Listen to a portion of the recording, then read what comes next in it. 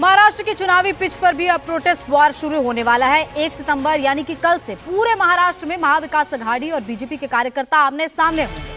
महाविकास अघाड़ी सिंधुदुर्ग में शिवाजी की 35 फीट ऊंची प्रतिमा तोड़ने को लेकर बीजेपी के खिलाफ कल से आंदोलन शुरू कर रही है। मातोश्री में महाअघाड़ी की बैठक में तय हुआ कि इस आंदोलन को शरद पवार लीड करेंगे। आंदोलन की शुरुआत दक्षिण मुंबई में हुतात्मा चौक से शुरू होगी और प्रदर्शनकारी गेटवे ऑफ इंडिया तक नारेबाजी करते हुए जाएंगे। शरद पवार ने कहा कि सरकार नौसेना को दोषी ठहराकर खुद को पाक साफ नहीं बता सकती। उन्होंने इस प्रतिमा को बनाने में भ्रष्टाचार होने का भी आरोप लगाया। उन्होंने कहा कि राज्य में भ्रष्टाचार चरम पर है। वहीं बीजेपी ने भी काउंटर अटैक का पूरा प्लान बना लिया है। बीजेपी ने कहा कि उसके यूथ कार्यकर्ता महाराष्ट्र के हर जिले में प्रोटेस्ट करेंगे और कांग्रेस ने कब कब शिवाजी का अपमान किया, इसकी सच्चाई भी जनता को बताएंगे। बीजेपी के प्रदेश अध्यक्ष चंद्रशेखर बावनकुले ने कहा कि प्रधानमंत्री मोदी की माफी मांग लेने के बावजूद महाविकास अघाड़ी की प्रतिमा टूटने के मुद्दे पर प्रदर्शन करना ठीक नहीं है। इस मामले में मुख्यमंत्री एकनाथ शिंदे और डिप्टी सीएम अजीत पवार भी माफी मांग चुके हैं। सरकार ने मूर्ति दोबारा स्थापित करने के लिए प्रयास भी शुरू कर दिए हैं। इसके अलावा जो इस मामले में दोषी हैं, उनके खिलाफ भी एक्शन जारी है। ऐसे में महाविकास अघाड़ी सिर्फ शिवाजी महाराज को राजनीति का मुद्दा बनाकर चुनावी लाभ लेना चाहती है, जो सही नहीं।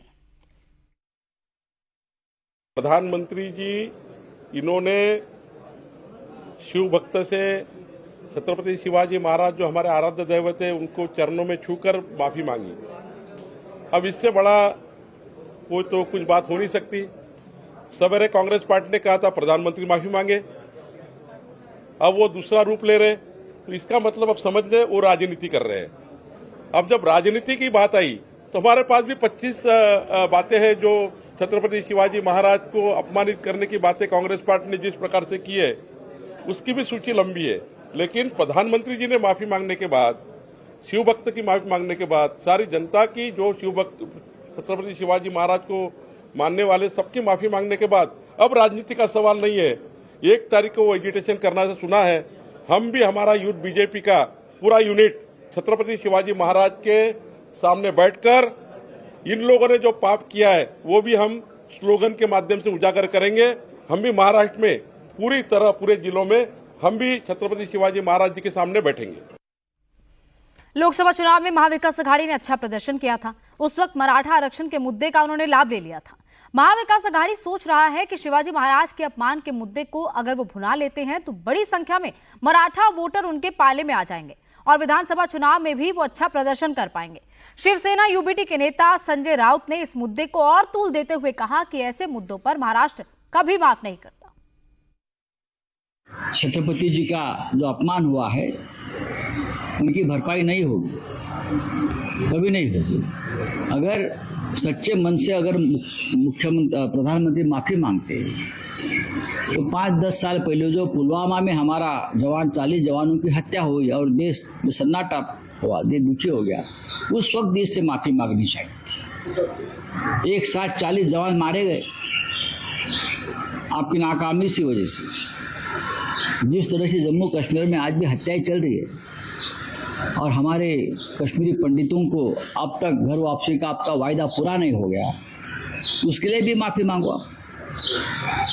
आपने इतने बार झूठ बोला है देश के सामने, आपको दर दिन माफी मांगनी पड़ेगी, लेकिन आप माफी नहीं मांगोगे।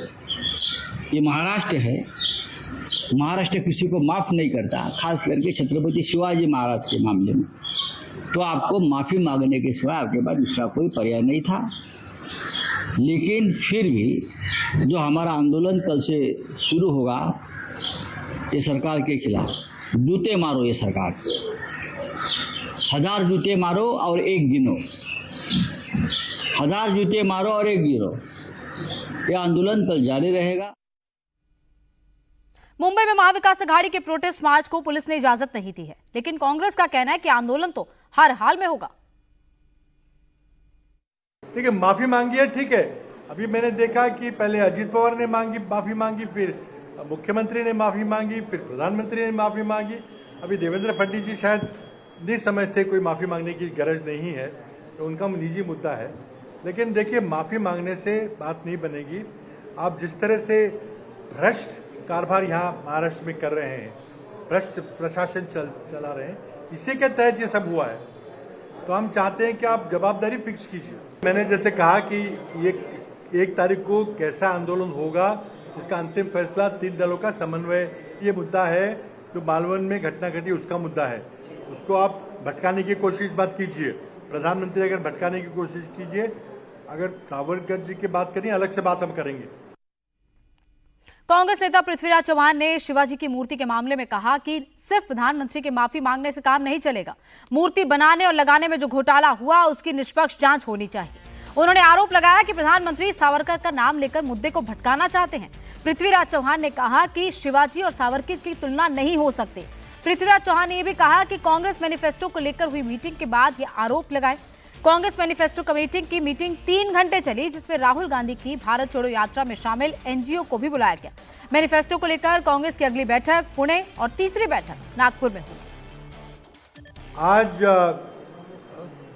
अखिल भारतीय कांग्रेस कमेटी के निर्देश पर महाराष्ट्र प्रदेश कांग्रेस कमेटी ने महाराष्ट्र विधानसभा चुनाव के लिए एक घोषणा पत्र समिति का गठन किया है। जनता की आवाज सुनकर कांग्रेस पार्टी के एक ड्राफ्ट मैनिफेस्टो तैयार करेंगे और जिसे लेकर हम हमारे जो प्रमुख सहयोगी दल है, जिसमें शिवसेना उद्धव ठाकरे गुट है या एनसीपी शरद पवार ग्रुप है, उनके साथ उन्होंने भी इस तरह की कुछ कोशिश की है, कुछ ड्राफ्ट डॉक्यूमेंट बनाए हैं।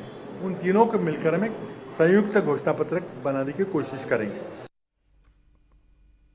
महाराष्ट्र में सीट शेयरिंग को लेकर महायुति के घटक दलों में पहले राउंड की बैठक हो चुकी है।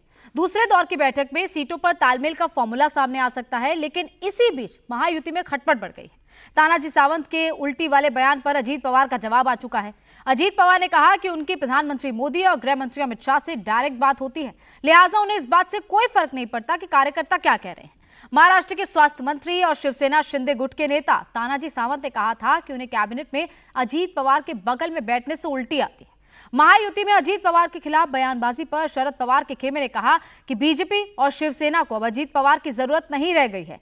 हालांकि बीजेपी की तरफ से अजीत पवार के खिलाफ अब तक कोई बयानबाजी नहीं हुई है। माझ्या पुरतं बोला, यांनी असं केलं त्यांनी तसं केलं, मला काही कोणाशी घेणं देणं नाही।